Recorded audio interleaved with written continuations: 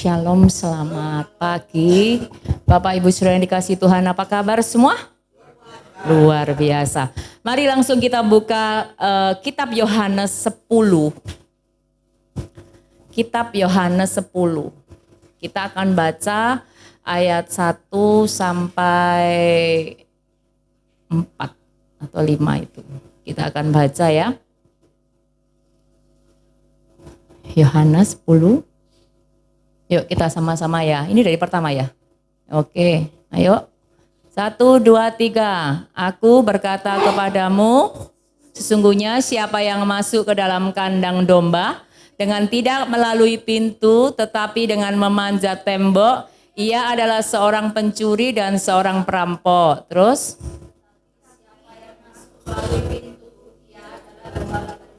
Terus? Untuk dia?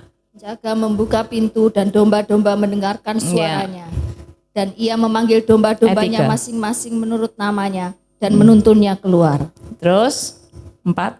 Jika semua dombanya telah dibawanya keluar, ia berjalan ke depan mereka. Dan domba-domba itu mengikuti dia karena mereka mengenal suaranya. 5. Tetapi seorang asing pasti tidak mereka ikuti. Malah mereka lari daripadanya karena suara orang-orang asing tidak mereka kenal. Iya. Pagi ini nanti kita lanjutkan membaca ya. Pagi ini kita akan belajar satu hal tentang gembala dan domba. Mengapa kita ini harus tergembala dengan baik? Ya. Nah, satu, kita perlu belajar. Domba itu punya spesifikasi lemah. Ya, dia itu kalau luka pun tidak bisa ngobati dirinya sendiri. Jadi makan pun harus dicarikan, ya. Dan domba ini yang paling parah ini gampang tersesat, gitu ya. Karena itu gembala dan domba ini harus dimengerti oleh kita bersama. Mengapa kita ini harus tergembala dengan baik? Saudara ngerti artinya tergembala dengan baik? Saudara dan saya ada dalam satu wadah. Tempat seperti ini ya, kalau ini JKI Misi Rasul, Panen Raya, saya dulu lah Misi Rasul ya. JKI Panen Raya, seperti di tempat saya, Pak Gideon, GPPS, Pak Itsan, Kalijaten gitu ya. Atau nanti GKI Wiyung, atau nanti GKJW Waru, seperti itu. Itu di dalamnya ada komunitas, ada orang-orang, ada domba-domba di sana yang tergembala ya. Terus kita perlu mengerti gembala itu ada 2 macam. Manusia yang dipercayakan, diberikan otoritas wakil Allah di muka bumi. Dan yang satu yang paling besar, yang utama adalah gembala agung kita sendiri. Nah, kita enggak memperluas, belajar itu, tetapi ada beberapa hal yang Bapak dan Ibu, Saudara semua perlu belajar. Ada beberapa hal yang harus dilakukan kita sebagai kawanan domba di muka bumi ini. 1. Kita harus belajar mendisiplinkan diri secara roh, ya. Hari-hari secara jasmani, Anda dan saya harus berdisiplin, datang ke kantor, nggak boleh terlambat, bekerja dengan baik, sekolah juga nggak terlambat. Kalau terlambat ya Pak No, di sekolah, setrap ya, suruh keluar, tidak boleh masuk. Itu artinya kita perlu mendisiplin. Mungkin dalam kesehatan, saudara rajin check up, saudara melakukan olahraga, makan teratur, itu namanya disiplin tentang sesuatu dalam fisik. Tapi kita perlu mendisiplin roh kita. Kita perlu mendisiplin salah satu anggota tubuh kita.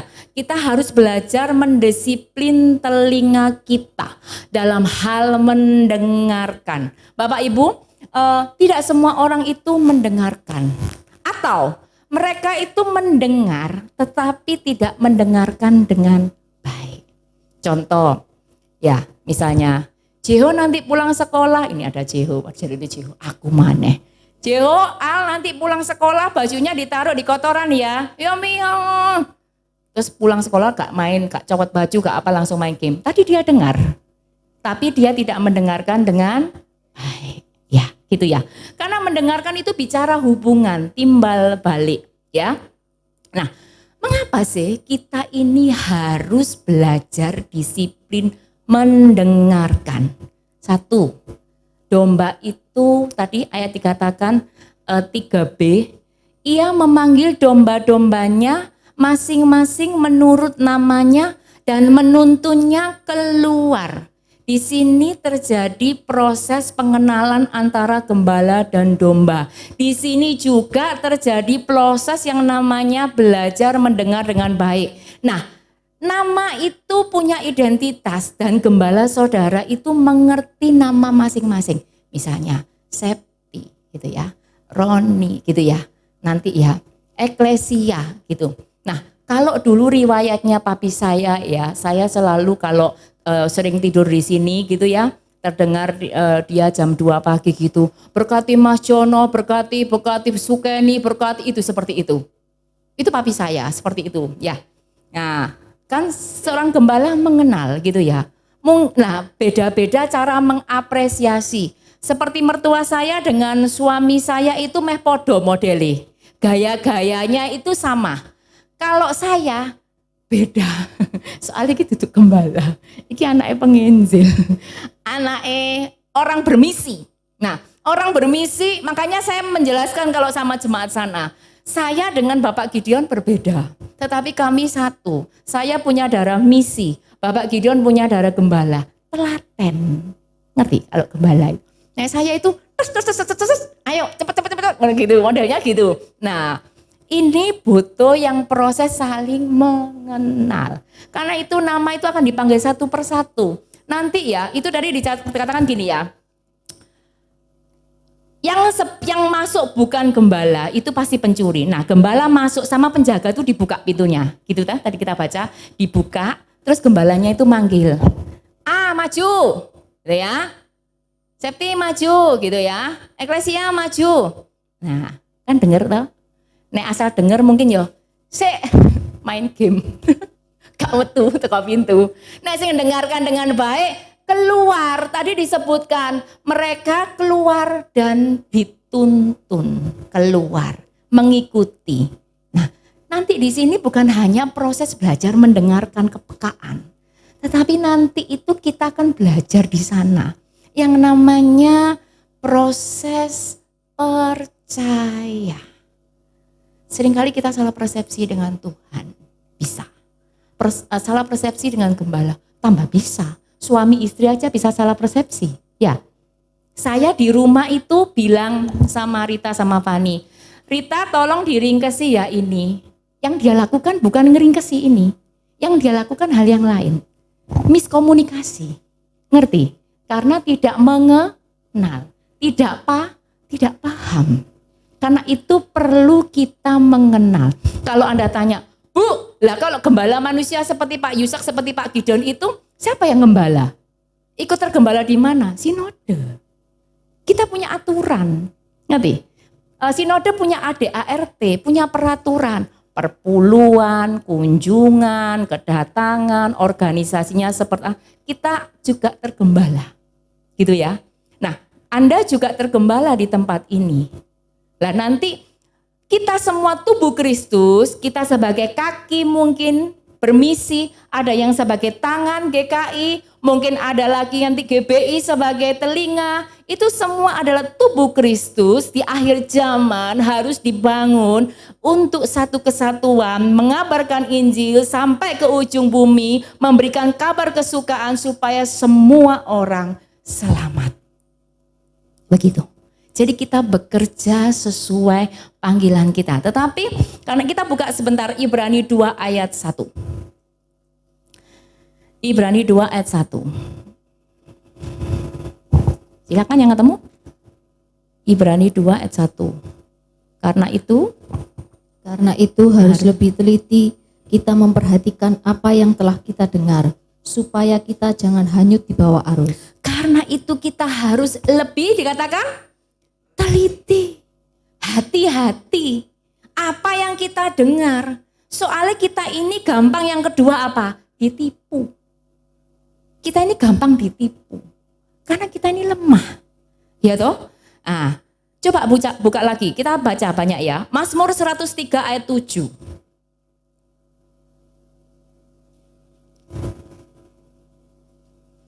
Mazmur 103 ayat 7. Saya bacakan ya. Ia telah memperkenalkan jalan-jalannya kepada Musa. Perbuatannya kepada orang bedanya apa coba? Pikirkan. Kalau sama Musa, Tuhan kenal no jalan. Kalau sama bangsa Israel, cuma perbuatannya.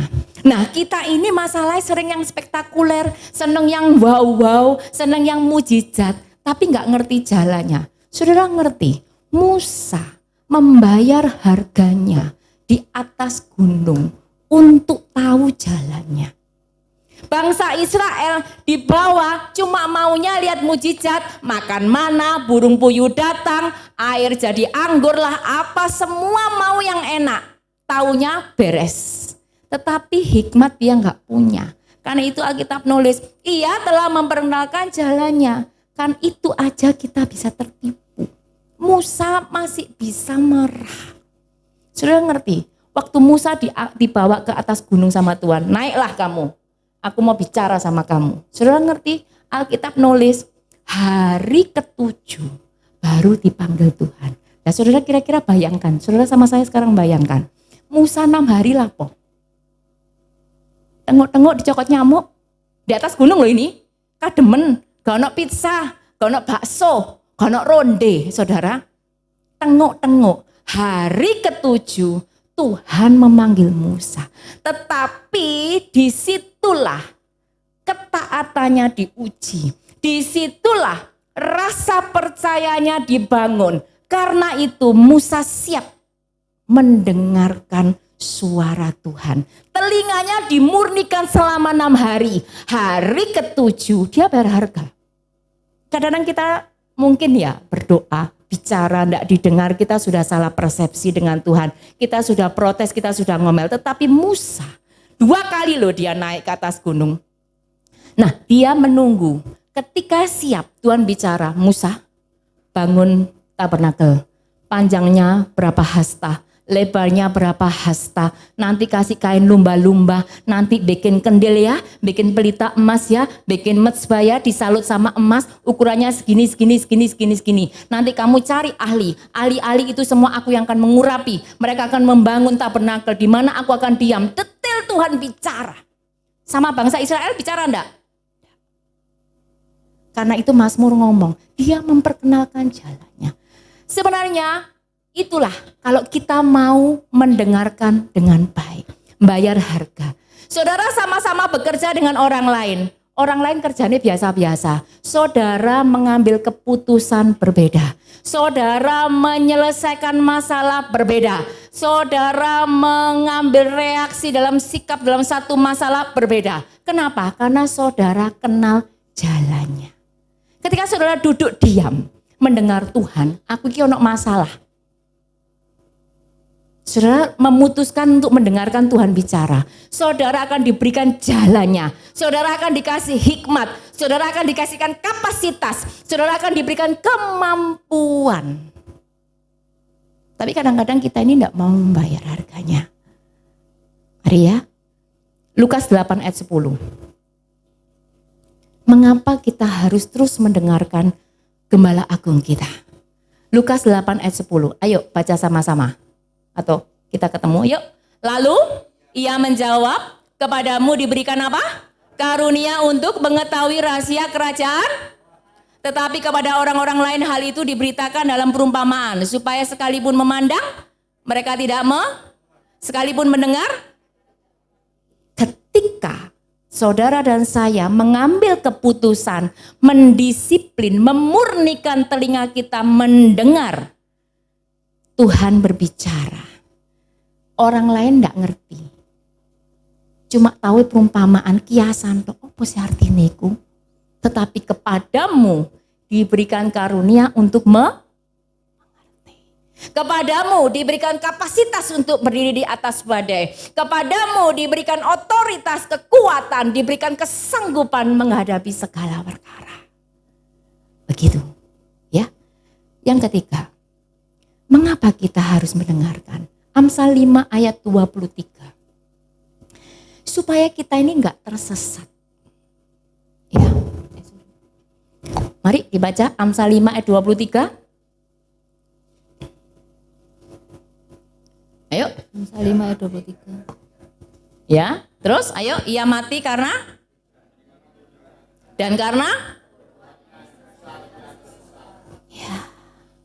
karena bodoh.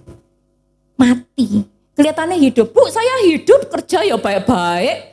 Ekonomi ya baik-baik. Wahyu ngomong kamu hidup tapi kamu mati. Miskin, buta, telanjang. Nggak ngerti. Coba Ayub lagi 4 ayat 18. Ini lebih lagi. Ayub 4 ayat 18. Sesungguhnya Ayub 4 ayat 18. Ini hamba-hambanya tidak dipercayainya. Malaikat-malaikatnya pun didapati. Oh, malaikatnya tersesat. Kita itu gampang tersesat. Jadi gembala datang, buka pintu. Ayo maju A, keluar. B, keluar. Wes siap, baris. Kita akan menuju ke padang rumput yang hijau. Dituntun sama gembala. Kita ikut karena kita percaya. Karena kita kenal. Tadi dikatakan kalau orang asing dia nggak mau dengar. Ya toh? Kalau saudara baru ketemu, terus tiba-tiba saudara, Bu minta alamatnya, Bu mana, kira-kira sudah percaya. Apa mana nek sampai pinjem uang, ya toh? Apalagi nek sampai mau urusannya lebih parah lagi banyak hal. Kan nggak bisa. Kita butuh membangun sebuah hubungan. Ya. Jadi dikatakan malaikat pun lo bisa tersesat. Nah, bagaimana caranya supaya saudara bisa sampai di sana? Oh, ayat 10 dulu dibuka, balik ke Yohanes 10 tadi. Yohanes 10 tadi balik ya, Yohanes 10 ayat 10. Yuk, pencuri datang hanya untuk dan membinasakan. Aku datang supaya mereka mempunyai hidup dan mempunyainya dalam segala. Jadi kita harus ingat-ingat baik. Pencuri kerjaannya cuma mencuri. Nek bisa kita ini dibunuh. Lek iso maneh dibinasakan. Apa sih dicuri sih?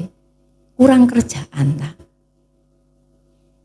Mana ada mencuri orang di pinggir jalan sana yang berbuat tidak baik? Yo gak dijarno. Ketika saudara memutuskan setia, ketika saudara membayar harga berangkat untuk beribadah, dicuri, dijegal, dibinasakan nek bisa. Damai sejahteramu dicuri, sukacitamu dicuri, janji-janji Tuhan yang akan digenapi di dalam hidupmu, firman-Nya yang dibentangkan yang untuk engkau hidup bisa dicuri. Jadi kita hati-hati. Kadang-kadang kita nggak waspada. Kenapa sih? Karena ini sudah, kalau Matius ngomong itu, ini sudah waktunya mempelai datang. Kita harus siap. Di tengah malam itulah ketika orang tidak waspada. Di sanalah ketika kita tidur, ketika kita tidak waspada, ketika kita mulai terlena lah, dia datang mencuri. Gak ono ceritanya langsung ngono, Septi aku mau ke rumahmu mencuri. Gak ngono. Gak ya Septi ya. Ngenteni. Hari ini dia gak marah. Oke. Hari kedua, oke, gak ngamuk. 1 bulan lagi, ngenteni. Nek ngomongi wong Jawa wah Bu, diintik, ngerti diintik? Apa iku dengarane? Iya ya, ngono ya Bu ya, ngerti ya maksudnya? Dilihat kebiasaannya. Oh arek iki nek jam itu berangkat kerja. Nah dipantau. Terus nanti jam 10 DE mesti makan. Nyolong-nyolong neng pabrik soalnya mau gurung sarapan. Ya dah? Hari ini ndak konangan sama petugas. Ini terjadi sama jemaat di tempat kami. Dia itu mungkin saking lelahnya di rumah, dia tertidur di jam kerja, bukan jam istirahat. Nah, kalau di pabrik, kalau nggak salah Suparma ini, Pak Isak pernah kerja. Ini jemaat saya yang di Suparma itu, dia dapat SP 2 kali. Gara-gara tidur ya, gak boleh ya turu ya, Pak ya aku kerja. Ya toh? Nah tidur, Pak dikasih SP. Nah, waktu dia bulan-bulan pertama nggak konangan, aman kan? Lah apa gak kecekel wingi, ya toh? Dibiarkan. Iku jenenge nek wong Jawa ngomong diapakno? Dilulu ya. Diapakno? Ya ora apa-apa. Kan ngono. Bulan ke-7 kena SP1. Terus dia semangat mana ya, waspada. Loh, sampai tahun depan gak apa-apa, tahun ketiga dikeluarkan. Itu loh. Makanya ya, memang saya tuh pernah negur ini anak-anak di rumah itu Rita Mbak Fani. Loh C, aku ini biasanya enggak pernah lakukan kesalahan. Selalu teratur. Nek Celisha turun, kok ono ae kesalahan. Loh saya ngomong, loh Tuhan datang kok ya ngono. Pas kamu iku dolanan game, gak waca Alkitab, gak sembahyang, gak setia atau meso-meso. Atau apa kan gak ngerti kita didapati gak setia. Nah itu loh, kenapa kita ini hati-hati. Soalnya kita tidur, setannya gak turu kerja 24 jam. Gimana caranya mencuri, membunuh, membinasakan kita. Kadang kita terlena, kita bisa kepreset, kita bisa jatuh. Tapi cepet-cepet ayo balik. Firman Tuhan itu kalau atau pujian itu kalau Pak Daniel ngomong, tinggalkan dosa, balik pada Bapa, segera tinggalkan, balik maneh. Oh yo, aku wis salah jalan. Oh yo, motivasiku sudah salah. Nah, kita sering tersesat. Kita sering dicuri, kita sering tertipu dengan kondisi, keadaan yang membuat kita terkecoh, lupa kita mau bikin apa di depan. Kita tujuannya hidup ini apa? Kita boleh ada ini loh ngapain sih? Kadang kita lupa, ya. Oke, gimana caranya? Buka Yesaya 50 ayat 4b. Bagaimana saudara belajar mendisiplin telinga saudara? Yesaya 50 ayat 4b. Ayo baca sama-sama. Yesaya 50 ayat 4b. Setiap pagi mempertajam untuk mendengar. Bu, nek bangun kesiangan siang boleh enggak? Kok popo sak karep saudara. Lho ngene firmane kan setiap pagi. Mungkin fresh ya. Atau mungkin di sanalah ya memang Tuhan punya pagi memberikan teladan kepada kita. Pagi-pagi benar Tuhan ke gunung, ke bukit doa, dia berdoa. Di sanalah dia bergumul dengan Bapaknya. Di sanalah dia bergaul dengan Bapaknya. Karena itu Yesus selalu ngomong gini, makananku ialah melakukan kehendak dia. Aku melakukan pekerjaan-pekerjaan yang dikerjakan, yang diutus oleh dia. Enggak pernah melakukan di luar kehendaknya sendiri. Nah, kita belajar mikir dari kisah Saul. Saul itu waktu disuruh sama Samuel, Saul tumpas orang Amalek. Semua ditumpas ya. Saudara ngerti? Dia enggak tumpas semua. Itu loh, rakyatku tuh loh lihat hewan gemuk. Tak lumayan toh kayak korban bakaran. Tapi kan hakikinya bukan itu. Kamu enggak taat.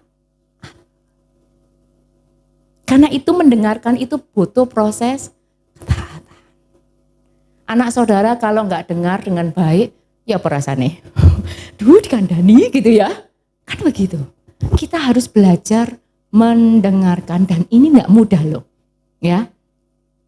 Karena yang kedua setelah saudara mempertajam ini dengan membaca firman, saudara menikmati pujian, saudara melakukan penyembahan, saudara membangun hubungan dengan Tuhan. Saudara harus yang paling sulit tetap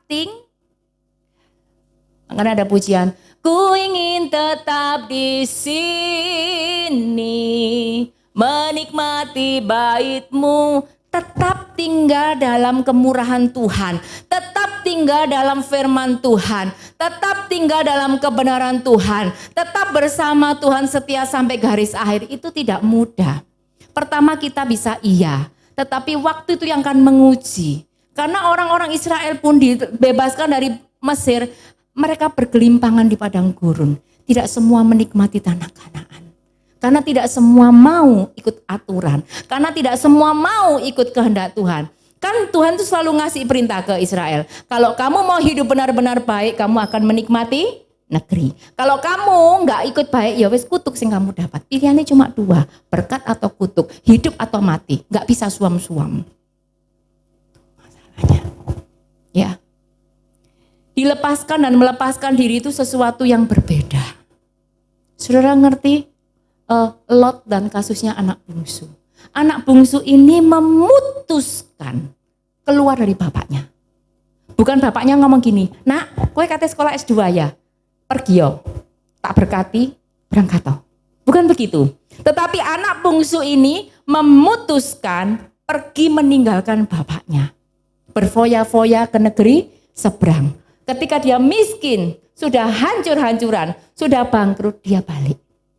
Dia ngomong, aku neng ini makan ampase babi. Bapakku itu loh orang upahane suki-suki. Wes aku tak jadi orang upahane bapakku. Saudara ngerti waktu dia memutuskan untuk kembali pulang. Bapak itu sudah nunggu dari kejauhan. Ini artinya apa? Inisiatif Tuhan, kasih-Nya yang besar yang akan membuat saudara tetap hidup sampai hari ini. Kesalahan, keterpelesetan kita, kejatuhan kita, kekurangan kita, Tuhan menunggu untuk kita balik, mendengarkan suaranya kembali, mendengarkan jalan-jalan yang akan diberikan kepada kita, mau hidup atau mau mati. Jadi harus dibedakan, dilepaskan atau melepaskan diri itu berbeda. Kalau memang kita harus pergi, saudara harus terima berkat dari Gembala.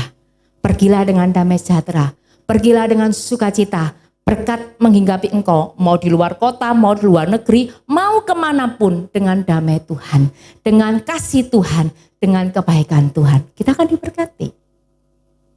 Kadang-kadang kita tidak mengerti, kita harus menyadari ini, bahwa kita ini tidak bisa lepas dari Gembala. Kita tidak mampu, kita gampang jatuh, kita gampang terperosok ke jurang, kita gampang ketipu, kita gampang lihat iklan lewat, langsung noleh, seret, noleh hilang, kawanan dombanya sudah jalan, ya loh, iki sik noleh bengong delok, oh ono reok-reok delok, koncone wis mlaku adoh. Kita sering seperti itu, terbengong, terpesona dengan kondisi keadaan yang tidak menentu saat ini. Kita sering terpaku atau kita jalan di tempat, kita putus asa di situ, kita capek, kita lelah mungkin di situ, kita kehilangan pengharapan, koncone sudah jalan, menikmati padang rumput yang hijau. Nah, loh Bu, nek podo-podo nanti ketemu di sana sama Gembala yo. Mazmur ngomong, sekalipun aku dalam lembah kekelaman, aku nggak takut bahaya. Itu perbedaannya. Ketika engkau ada di lembah kekelaman, tetapi bersama Tuhan, gada dan tongkat itu menghibur. Tetapi ketika engkau ada di lembah kekelaman, karena kesalahanmu sendiri, karena kekuranganmu sendiri, karena keadaan yang menimpa engkau, kesalahan yang kau putuskan, meninggalkan Tuhan, loro kabeh. Tetapi bersama Tuhan apakah tidak akan melewati lembah kekelaman? Lewat. Itu Mazmur ngomong. Sekalipun aku dalam lembah kekelaman, aku tidak takut. Sebab gada Tuhan, saudara ngerti? Gada iki firman beserta kita. Yang menopang, menghidupkan, menyembuhkan, mengajar, mendidik, melakukan banyak hal. Firman ini berkuasa melakukan segala perkara. Mati pun akan hidup. Terlambat, tidak kata terlambat buat Tuhan. Tongkatnya yang akan memukul kita, menghajar kita ketika kita terpleset digantol lehernya, ayo wes ngek, gak sampai ke bawah. Sakit gak digantol? Sakit. Dipukul sakit gak? Sakit. Dididik itu enak enggak? Enggak enak. Diajari itu enak enggak? Enggak, karena enggak sesuai daging kita. Tetapi itulah yang akan menyembuhkan tulangmu, yang akan menyegarkan jiwamu, yang akan engkau nikmati sumsum dan lemak. Kau akan menikmati hasil negeri. Karena itu mari Bapak Ibu, kita belajar mendisiplin telinga kita. Firman Tuhan mengatakan, serahkanlah anggota-anggota tubuhmu untuk dipakai sebagai senjata kebenaran. Dulu telinga kita serahkan untuk perbuatan dosa. Tetapi sekarang kita menyerahkan telinga ini untuk senjata kebenaran. Ketika Tuhan mau saudara melakukan sesuatu lewat pendengaran saudara, nah berangkat ke negeri seberang. Pergilah ke sana, lakukan ini, kerjakan dengan setia, lakukan dengan taat, maka saudara akan mengalami musim-musim yang tidak pernah kering. Saudara akan menikmati aliran sungai itu begitu kuat akan menudungi saudara. Tuhan memberkati. Mari kita angkat satu pujian. Tuhan adalah gembalaku, takkan kekurangan aku. C mungkin ya. Lagu lama ya, kita nyanyi lagu ini.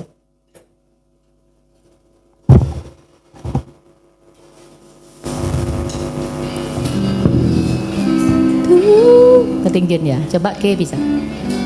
Tuhan adalah gembalaku, takkan kekurangan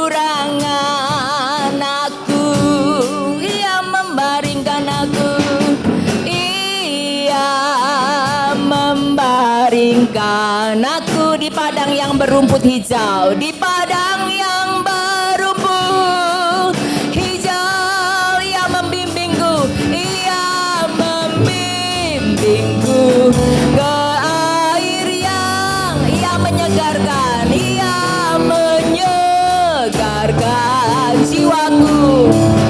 Ia menuntunku, ia menuntunku ke jalan yang oleh karena namanya, karena namanya.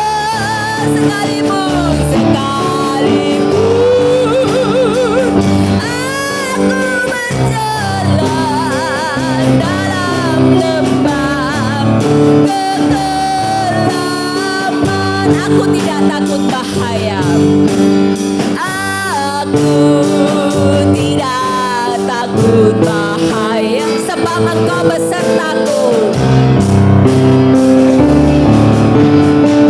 Gadamu dan tongkatmu, gadamu dan tongkatmu, itulah yang menghibur aku, itulah yang menghibur aku. Ia membimbingku, ia membimbingku